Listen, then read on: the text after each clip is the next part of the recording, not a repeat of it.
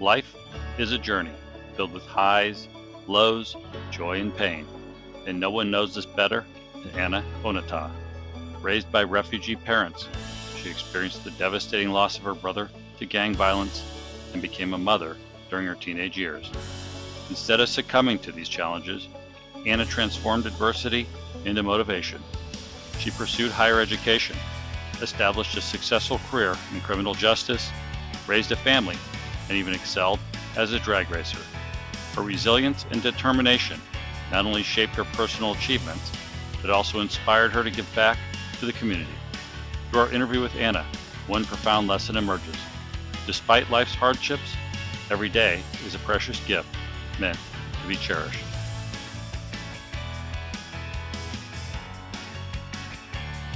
Are you from the South? Oh, I'm sorry.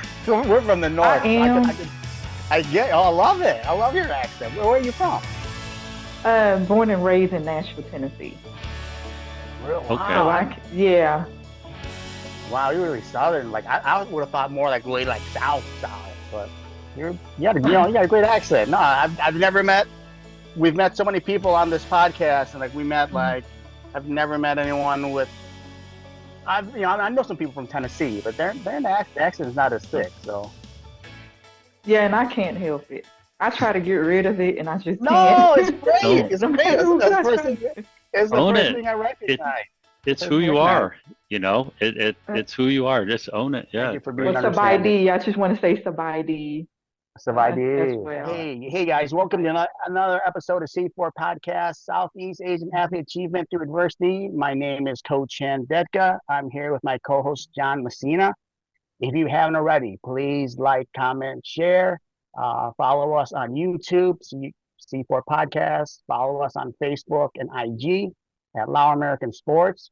If you know of anyone that you would think would be a great guest on our show that has went through some adversity, and we all have in one way or another, right? But if you know anybody that wants to share their story, share their adversity, please message us on Facebook. All right. So without further ado, let me pass it on.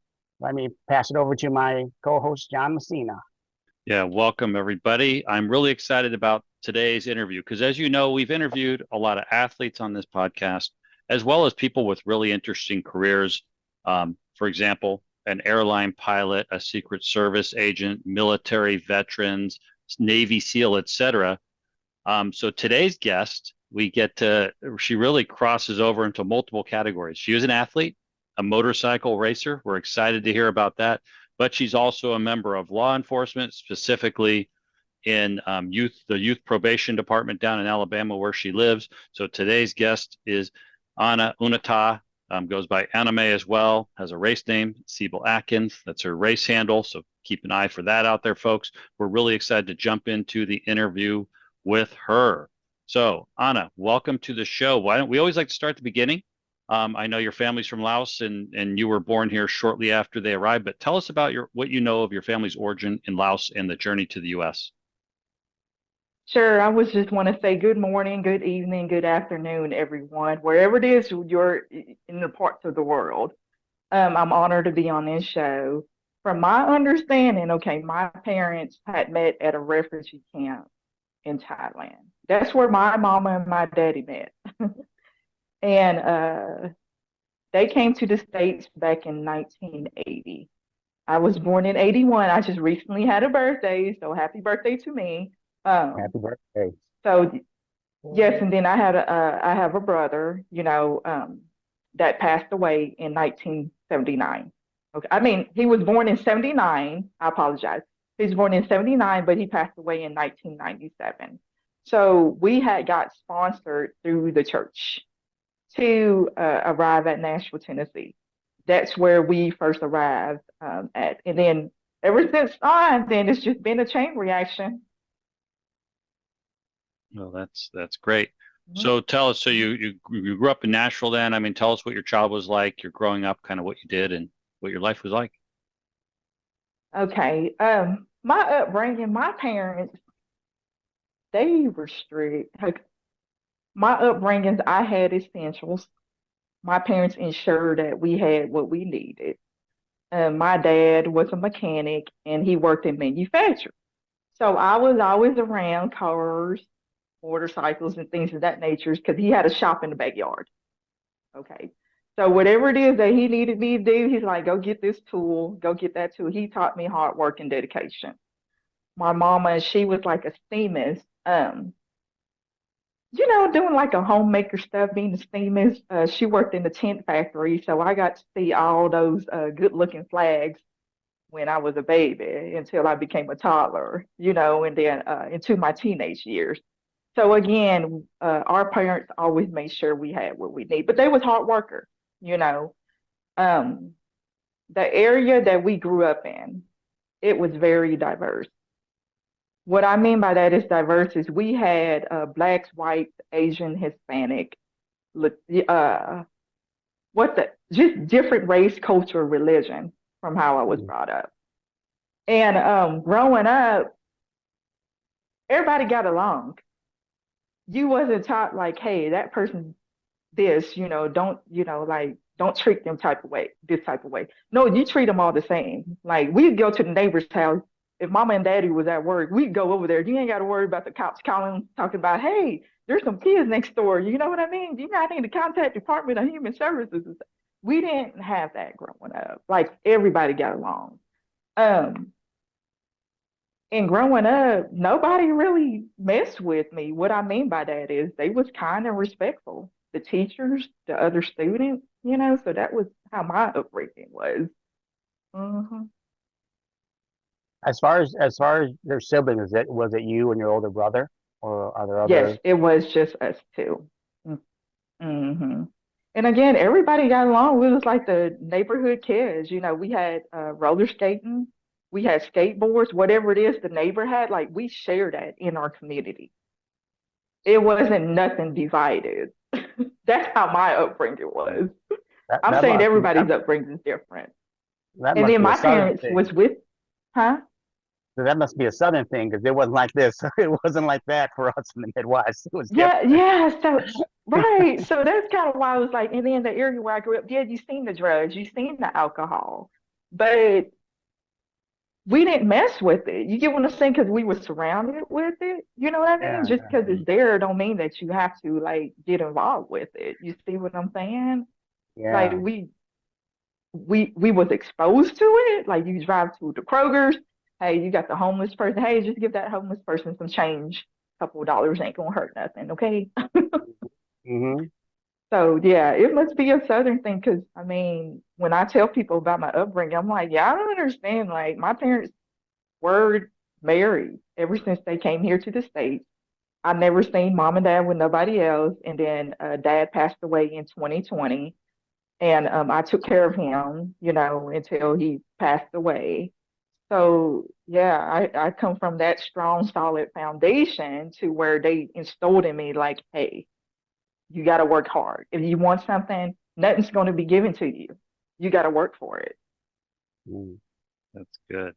Well, when you grew definitely. up, you've had a very long and successful career in law enforcement. How did you get into that? Okay. So as recently, I just mentioned, hey, I just had a birthday, right? So I just kind of tell you, I'm in my lower 40s. I started my career when I was 18. Okay. Wow. Started my career when I was 18. I'm in my lower 40s. And what started was when my brother passed away. I had seen what my parents went through with them not understanding the process uh, as far as the criminal justice side. And I was what, 16 at that time. So it's like, okay, mom and dad ain't understanding what's going on, because how he passed away was, gun violence, gang. He was Mm, about to actually go to college the next following week, and he stopped by to visit a friend of his.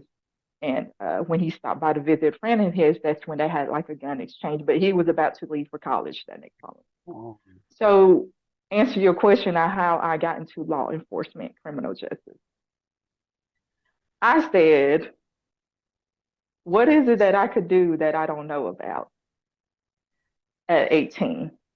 I worked in Burger King, so I developed my customer service. this one temp agency hired me on to work for like 6 months in a warehouse. And I was like, oh no, this ain't me. That warehouse, I was like, this is not me, mama. And then on top of that, I had a young teenage daughter. So everything just came rolling. So I said, you know what? I need to get it together. And I went to college, went and pursued and got my associate's degree. And in the meantime, while I was in college, I was working in the criminal justice field, like doing security work, um, where I work at all the government buildings at Nashville, Tennessee. I worked all in government buildings, official buildings, when I was like 18, 19, and 20. Um, Mm. So that's how I got into my field, is seeing what my parents went through and not understanding the criminal justice side, with them kind of like, hey, just think, hey, we came to the States, our son got shot and killed. We're not understanding the criminal justice side, with them having a language barrier. And then the investigators that was working the case, it's like, hey, are y'all not going to try to work the case a little bit harder? So it was kind of like pushed under the rug, of course, because, hey, how they see it, hey, it's your own people, it's your own kind, they're killing each other. We're not going to worry about that. So Wow. that's why I made a decision to make a change and said, you know what, I'm going to be that change. Wow. So I don't know Wow. much about Yeah, that's Nashville, awesome. but Mhm. like back in the 90s, and I grew up in California, there was a lot of Uh-huh. Lao gangs fighting each other at that time. Was that the case there? And was that kind of a Lao gang fight or? Right. And it was real big. Like I said, from my upbringing, no matter what race, color, ethnicity you spoke, from where we were, our community, everybody got along. It's just the other Asians from another side of town Hmm. had beef. Were And they that's kind of why I Laotian? was like, well, yeah, yeah. They were Laotian too. Mhm. Yeah. So that's your comment about Yeah. the police saying, "Hey, this is like you guys fighting each other," and your parents not being familiar with the language and culture and legal system were not able to advocate right for your brother, right for Yes. justice. I get it. Ex- Wow, that's tough. Exactly. So that's kind of what led me to get in the field. And ever since then, I went and pursued my associate's degree, and then I went in and pursued my bachelor's degree. I graduated from Tennessee State University, and while I was at Tennessee State University, I went to Air Force ROTC for 2 years, and then did Army ROTC for 2 years to earn leadership skills, and so I could be home with my kids and stuff, and kind of adjust to their schedule. So everything that I did, it had a line to the future, to where I am now. Like, I wasn't thinking about right then. You don't get in that emotional state right then. You do, but you got to get out your emotional state and think about your future. And that's what I did. Wow. Wow. So now I have 25 years in the criminal justice field.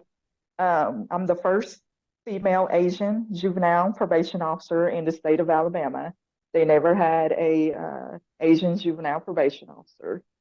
So again,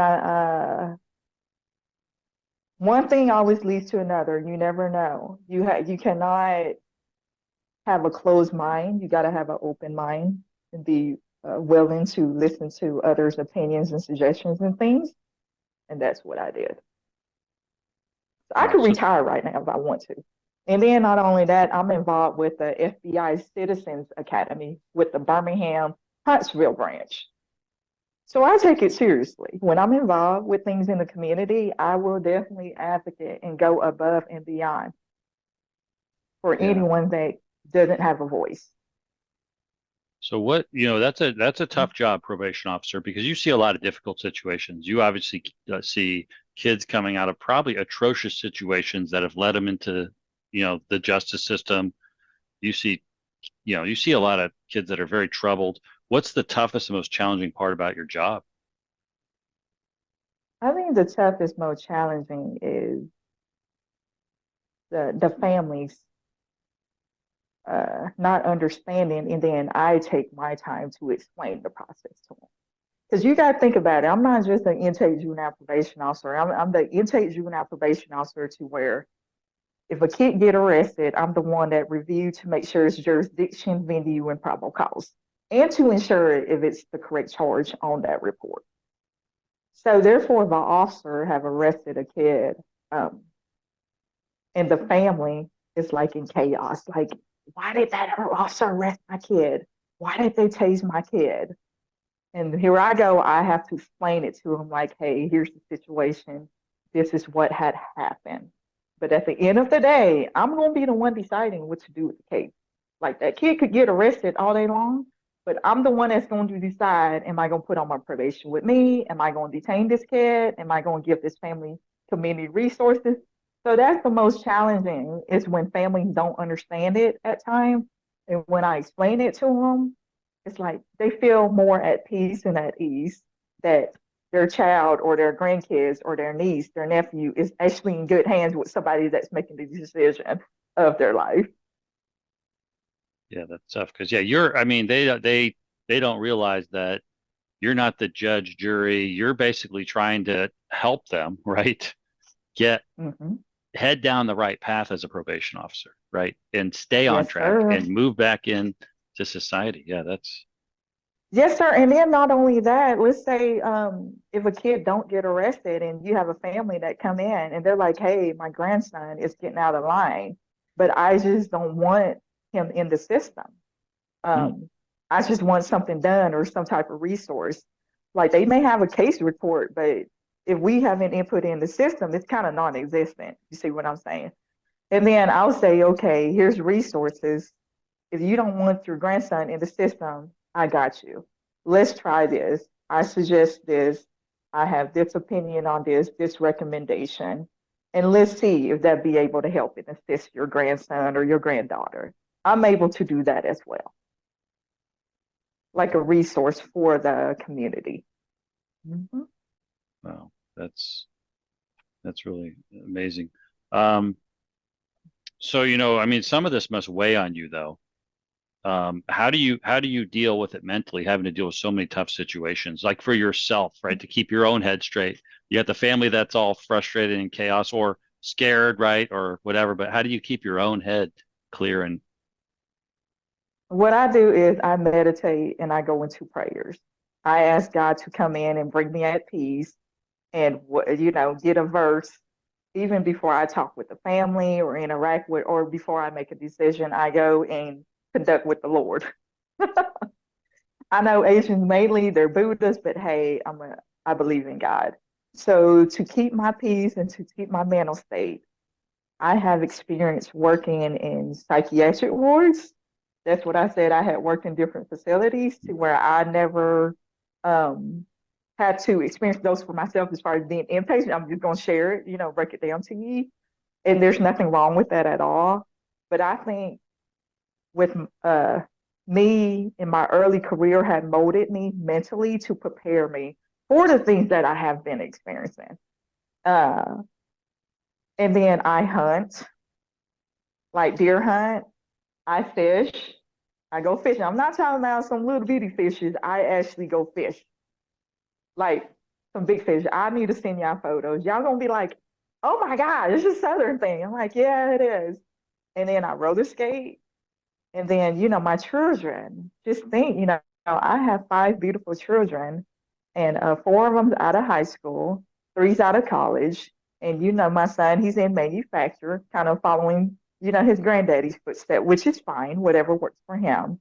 So that's what keeps my mental state is seeing them going to excel and become who all they could be. That gives me peace and it keeps my mental state like, oh, I know I'm making the right choices with things.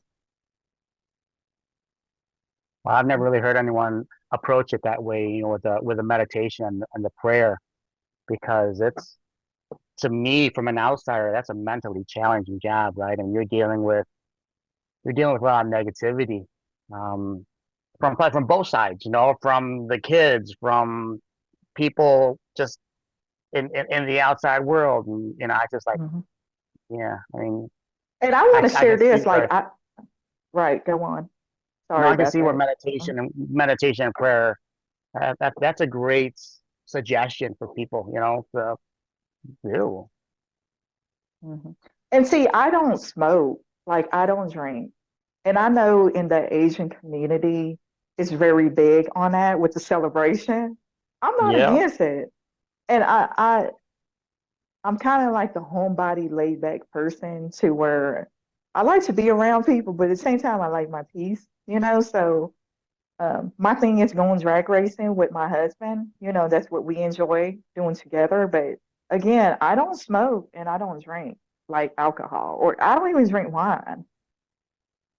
Yeah, because So, some people use people's that. like, yeah, As you say, some people that's how they cope, right? You found other yeah, ways, right? Yeah. yeah. Well, I you found a Yeah, I just positive way drink to like cope. Arizona green tea. Hey, Arizona green tea, you need us. Hey, y'all Yeah, need to sponsor me, Arizona green tea.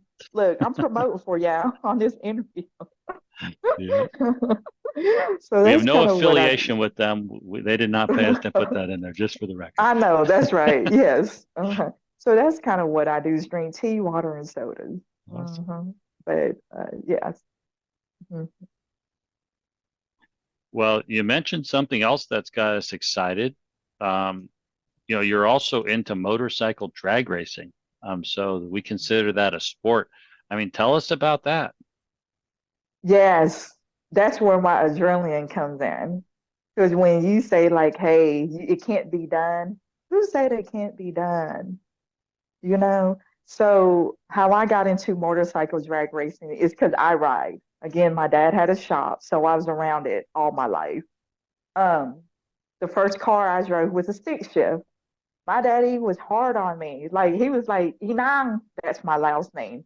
Inang, by Lord, that means hey, go drive that car. So I rode on the street, but I seen how dangerous it was on the street. Like people will hit you, you know what I mean? And they'll take off and stuff like that. So I was around like drag racers. So I would go to the drag races and I would just sit back and observe and watch. And then one day I was just like, you know what? I'm gonna get into racing. I met my husband at the dragway because when I met him, I was like, hey, I got my toys and I'm not getting rid of my toys. If you're okay with me, riding my toys, having my toys, hey, we could become one. So I ride a 2007 Gixxer 1000. That's what I race in, but I do have a 2009 Canon Spider um, that I ride in from time to time. And then not including all the other bikes that we do have, but I mainly race in the Southern Drag Racing Association, which is called SDBA. That's the series that I race in. So I haven't, got first place yet, but that's okay. I'm on I would get second and third, but hey, it just kind of pushes me and motivates me to keep on striving and yeah, to keep on racing. So that's what I enjoy doing. If people don't know, you should try it. I mean, you ain't never seen how can I say it? If you go to a therapy office, if there's a motorcycle out there, most of the time it's the owner. The counselor's the one that owns that motorcycle. So that's therapeutic for me. And then on top of that, I volunteer my time like at the horse stables doing horseback riding, um, going to nursing homes, daycare centers with the mobile pet and zoos. So again, yeah, my time involved like I make sure, hey, I'm gonna be doing something I enjoy doing because I ain't gonna do nothing that I don't enjoy doing at all. My time is too precious. You are so well rounded. I think out of all the guests that we've had, you are the most as far as your skills and the things you're just very diverse. Like you put me on, and I'll talk about bodybuilding, and I worked out for 20 years. I worked out. That's all that I knew, right? But I was good Mhm. at it. But like, wow, I'm so impressed by your in the military, law enforcement, racing, meditation. I'm so impressed by the Yeah. interview. Well, in all this as a mother of five, so I have three kids. I know how tough it Oh, is. Five, being a mother of oh five yeah, through all this is yeah, can't be and easy. John, they stay on payroll. You know that, right? At 18, they don't just vanish off the payroll. I know that. So yeah, No, no. And yeah. they're doing good. They are very successful. You'll be amazed, with the things that they're doing as well. But again, I always share like when people ask, like, hey, do you have a family? I say, yes, I do have a family. And I share as well with people. I've been in my field for 25 years. None of my kids have never been to my office location, no matter where I work. I balance that Hmm. because I'm one of them, I'm very protective when it comes to certain things, and you should never know people's mindset. But they never been to my office location. The only people that have been to my office is my mom, my dad, and my husband. The kids stayed away from it. So they didn't even actually know what I did, Wow. where I worked at until they got older. My son, he's 20. He's just asked me a couple of years ago. He's like, Mama, what is it that you do? Because my daddy said you don't do nothing. I was like, listen to your daddy. Whatever your daddy says, listen to your daddy. Oh, Yeah. So, and then sharing joint custody. I want to mention that too, like sharing joint custody, because not everything's going to be peaches and cream, but you have to be willing to cope. And one of y'all do have to stand down, because if one of y'all don't stand down, y'all going to keep on clashing. I was the one that stood down. Hmm. And what I mean by that is I'm not afraid to say it. It's like whatever it is their dad said, I went with that. I didn't go against it. You see, Yeah. like whatever it is their dad said, I didn't go against it. I went with whatever it is their dad said, and I was the one that stood down. And I focused on my career and ensuring, like, hey, I need to make sure I have a good future, because if something happens to me, I got a beautiful family. I have a family that loves me. I have people that care about me. I need to ensure that if something happens to me, that they're okay, that they're at peace, Hmm. to be not left with no bondage, no luggage, you know what I mean? Yeah. Or stuff like that. So yeah. Wow. I talk about all that joint custody, co-parenting, because people would call me and they would ask me questions like, Anna, do you think you'll be able to help me in this situation, or this recommendation somebody else recommended? And I'll say, you know what? If you keep on taking that baby daddy, baby mama to court, honey, you only have 18 years with your child. That's going to fly by. So sometimes just leave them out of it. Like, focus on other stuff. Yeah. I mean, you can't make nobody do nothing to a certain degree, with some things. But I've been blessed and fortunate to have a good family support and all ends, from their grandmother to their aunt, uncles, because I allowed it. Like, what I mean by that is I let them be involved. I wasn't one of them baby mamas that was like, no, they can't go to that family reunion, or no, it's Mother's Day, they can't go over there. I was like, you know what? Go, bye. Hmm. Bye. Y'all have fun. I was one of those. Like, it's okay to let go of some things. Like, some things aren't even worth fussing about. Like, 25 years later, look at it. They're out of high school, out of college. I could retire my career if I want to, any moment, any day. And like, we are good. So you can't think about, like, right now, you got to think about future wise. Like, what's the future? What's the outcome y'all want to see in the future? Not right now. Because I could have had all excuses. My brother passed away. You get what I'm saying? yeah, Uh, yeah. yeah, I could have had all excuses in the world. Yeah. And not only that, y'all gonna trip off on this, because my cousin, he came to the States the same time that, of course, my brother, did. And he was born the same time my brother was. And he actually passed away in April in a cannon spider accident where somebody had hit him. And the burial site where my brother was, just think, he was born in 79 and he passed away in 97. 27 years later, nobody was buried next to my brother. So now my cousin is right next to my brother. Like, we didn't keep no plot. We didn't prepay for it. Like, Wow. I could have had all excuses in the world to give up, but I'm not going to give up for what? You got to keep Yeah. on going. And these are the kind of stories we want to tell. I mean, yeah, like you said, teenage mom, right?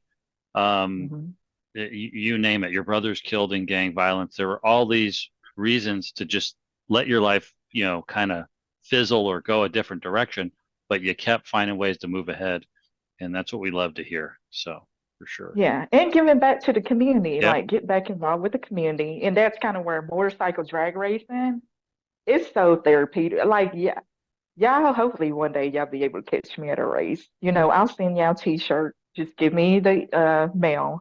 Wow. I'll send y'all t-shirts with y'all size. Um, but again, I'm telling you, it's an outlet for me and it's therapeutic. Just Awesome. rolling the throttle, that light, everything. Like as soon as I pull in the dragway, I leave everything, my career, my title, then I become the wife. Because, me and my husband, we do together. So I leave all that when we go through the gates and just go and have a good time. Wow. So one last thing in Mhm. your racing career, what would you say your proudest accomplishment was in racing? My proudest accomplishment in racing is having the courage to even get on a motorcycle. Because that's hard. Not many people is able to get on a motorcycle and just ride. Um, so that's my proudest accomplishment, period.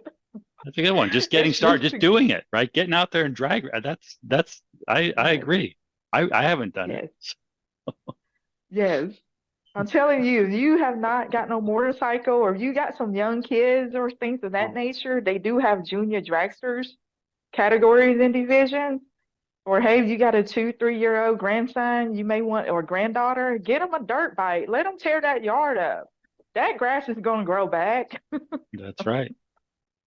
I think that's a Let southern them make thing because like It- it's always warm down by you guys. You can ride year round. Here we up north, not to make excuses, we got like winter time, so it's like but- I can see where it's more of like a year round thing for you guys, just simply because of the weather, right? And we're in Chicago. It's yeah, you can't do it in We're in your own yard Chicago. typically. You got to do it like in the outskirts, down in Alabama. Because I lived in South Carolina for a while, Spartanburg. Yeah, There's a lot of places to do it down that way. Yeah. yeah. yeah, but in Chicago where they got that snowmobile racing too going on. Yeah. Yeah, In the they winter. got the Yep. snowmobile racing. I guess so. So it's no excuses, That's right. sir. I'm Yeah, that's messing true. with you. Yeah. I'm messing with you. Yeah. But Awesome. yeah, so it's the southern thing. I mean, like I said, I participate in a lot of things and I advocate for a lot of things as well. I don't put my time in as far as raising the kids, doing what I need to do, but at the same time, I'm gonna have fun. I'm gonna enjoy life to the fullest. And I definitely ain't gonna let nobody take no peace away. So the proudest moment, accomplishment was getting on that bike, getting on the motorcycle, period. That's I'll look great. crazy, my hair be everywhere, with no makeup. I don't be caring. I'll be like, hey, as long as I'm on that bike, get the roll in the throttle, and I'm there with my lights, and then the beams. That's it. Nothing else matters to me. And then I make it down the track safe. And then, That's that's what I do is like I pray over everybody before they go, like I pray kind of over everybody that goes down the track, be like, hey, pray that everybody gets home safe. Pray that everybody gets down that track safe.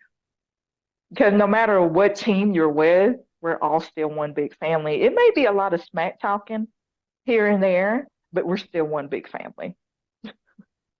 that's really cool.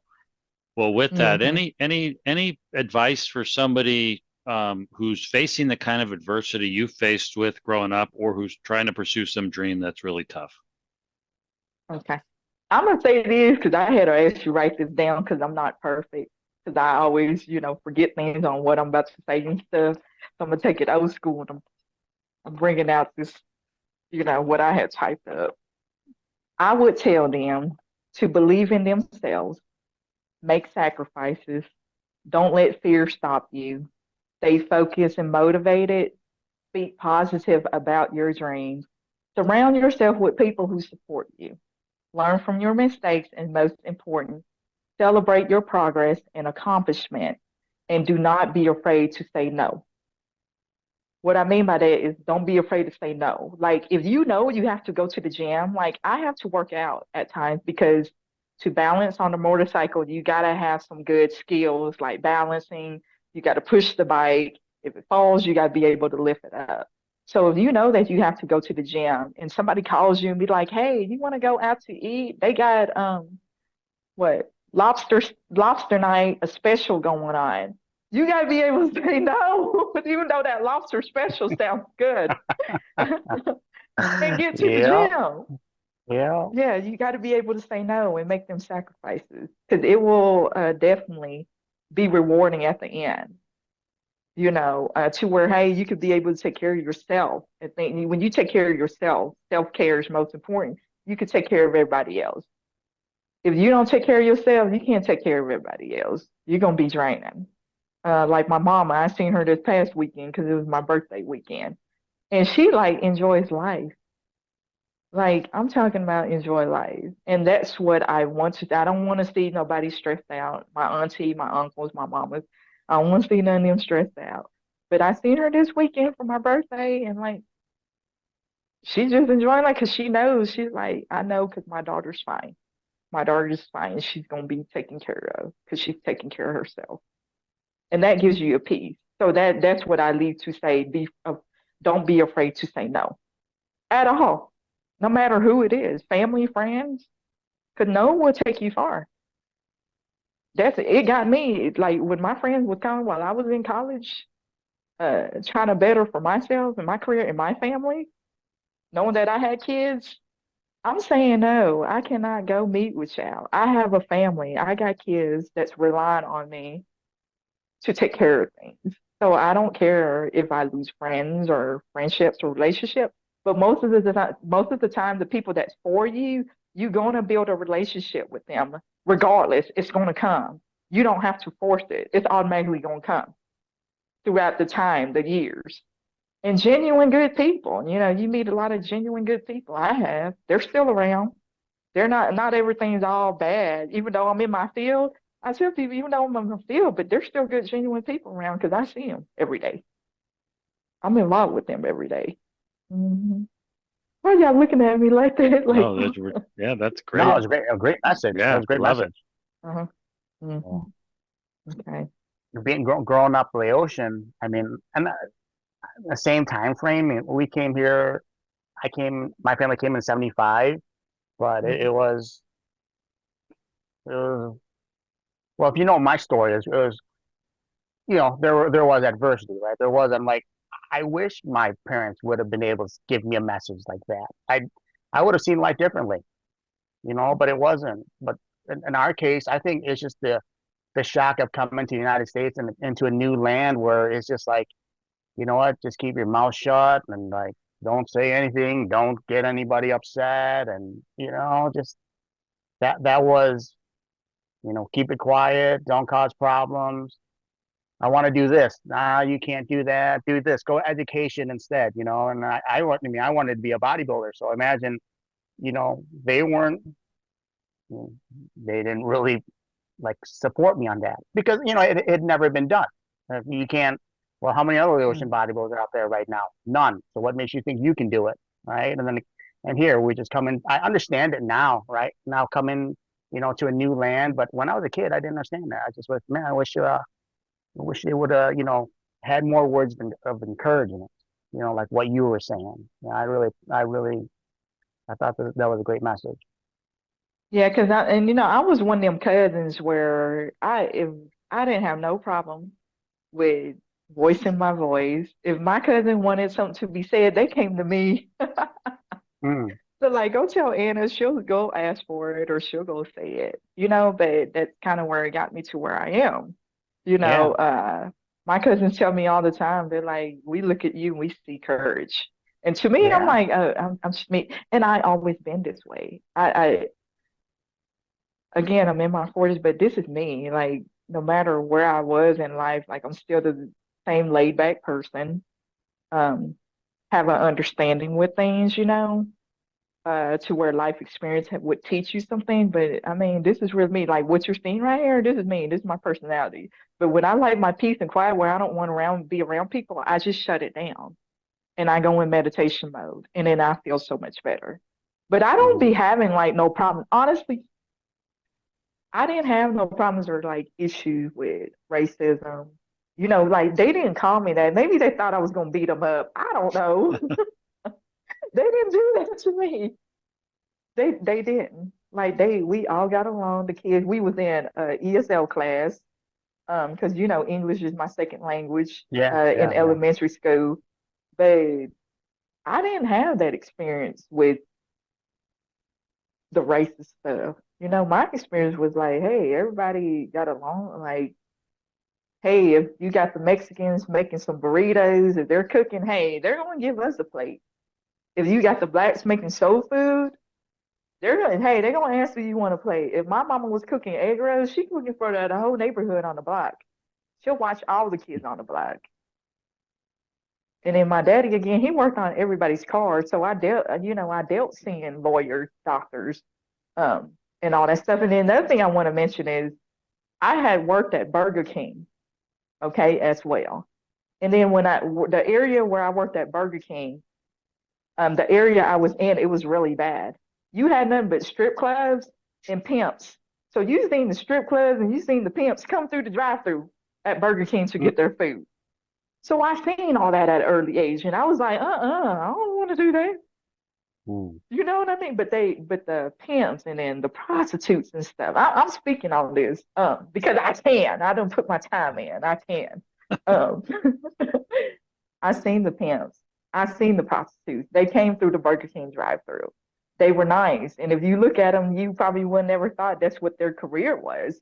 But I was surrounded by that. So, and then I worked at a gas station. I leave Burger King, worked at a gas station that was right next door. So I think that's another reason why I didn't do a lot of things because I seen it with my own eyes. They were nice to me, but I already knew. Like, yeah, you have the pimps trying to holler at me. But my daddy, he ain't raising. My daddy was like, you know what he do? I was like, yeah, daddy, but he still need his car fixed for his prostitute. That he's pimping. Oh my God. And then so he'd be like, okay, just tell him bring it to the shop, and stuff. I'll fix it. So yeah. So the Burger King that I worked at, it wasn't the best area, but now they had renovated the area. It's close to downtown Nashville. It was on 8th Avenue, and that's where some people probably remember me from Burger King, because I was the one that was working there that was just understanding the people. If they didn't have enough change, like I'd be like, go ahead and go. And there's times when I would visit Nashville, and there's literally no joke. There would be people stopping me and saying, hey, did you used to work at that Burger King on 8th Avenue? I'm like, yeah. Wow. I could go back to the neighborhood, to the community where I'm from, because I didn't leave no bad blood with nobody at all. Mhm. I could do that. I could go back to the same area where I'm from. Not too many people is able to say that at all. Well, that's awesome. Yeah, we're so glad you came on, folks. So this is a great example. We love these type of stories. Everyday people came over adversity, interesting career, and in this case, also an athlete. So Anna, we really appreciate you sharing everything you've been through and all the advice you gave. Everybody, anything before we wrap up? No, thank you for coming on. That was really a great interview and a great message at the end about someone pursuing their dreams. So thank you very much for coming on. Yeah. So Thanks for folks, having me, and thanks for having me. I just want to tell everybody to smile, and God loves you. thanks. We'll end on that. Appreciate everybody. Until next time. The C4 podcast is brought to you by the Lao American Sports Hall of Fame. Visit us on the web at laoamericansports.com, celebrating the first, inspiring the next.